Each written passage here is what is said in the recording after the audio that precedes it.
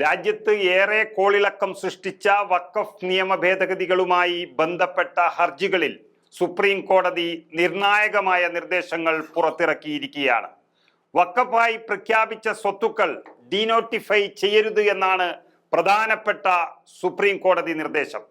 ഉപയോഗം വഴിയോ കോടതി ഉത്തരവ് വഴിയോ വഖഫായ സ്വത്തുക്കൾ അതല്ലാതാക്കരുത്.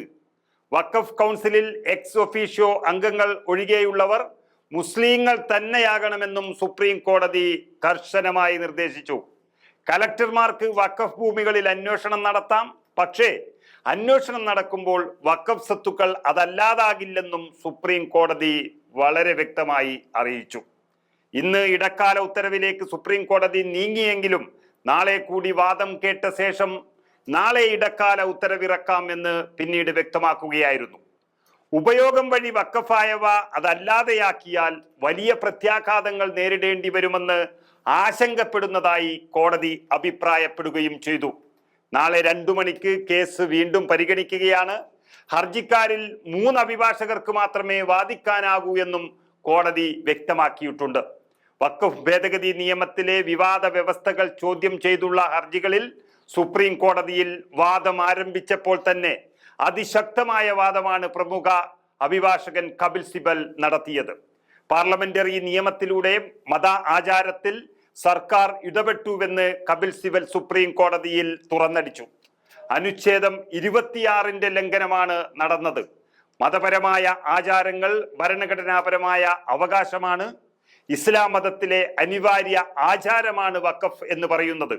ആ ആചാരത്തെ ചോദ്യം ചെയ്യാൻ ഒരു സർക്കാരിനും അധികാരമില്ലെന്നും കേന്ദ്ര സർക്കാരിന് എന്ത് അധികാരമാണുള്ളതെന്നും കപിൽ സിബൽ കോടതിയിൽ ചോദിച്ചു. കേസ് ഹൈക്കോടതിയിലേക്ക് തിരികെ വിടണമോ എന്ന് ചീഫ് ജസ്റ്റിസ് ചോദിക്കുകയും ചെയ്തു.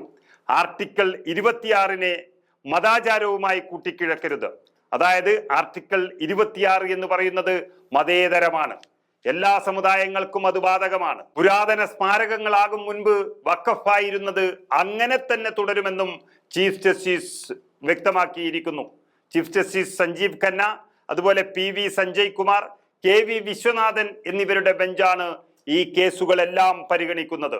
കോൺഗ്രസ് MP മുഹമ്മദ് ജാവേദ്, അതുപോലെ മുസ്ലിം ലീഗ്, CPI, DMK, നടൻ വിജയ് നയിക്കുന്ന തമിഴ്നാട് വെട്രി കഴകം പാർട്ടി, അതുപോലെ YSR കോൺഗ്രസ്, സമസ്ത കേരള ജംഇയ്യത്തുൽ ഉലമ, അഖിലേന്ത്യാ മുസ്ലിം വ്യക്തി നിയമ ബോർഡ്, ജംഇയ്യത്തുൽ ഉലമ ഇ ഹിന്ദ്, അതുപോലെ തൃണമൂൽ കോൺഗ്രസ് MP മഹുവ മൊയ്ത്ര, AIM നേതാവ് അസദുദ്ദീൻ ഉവൈസി, RJD, AAP നേതാവ് Amanatullah Khan, Association for the Protection of Civil Rights, അതുപോലെ മൗലാന അർഷദ് മദനി, അൻജും ഖദ്രി, തയ്യിബ് ഖാൻ സൽമാനി, അതുപോലെ മുഹമ്മദ് ഷാഫി, മുഹമ്മദ് ഫസ്ലുർ റഹീം തുടങ്ങിയവർ നൽകിയ ഹർജികളാണ് ഇന്ന് കോടതി ഒന്നിച്ച് പരിഗണിക്കുന്നത്.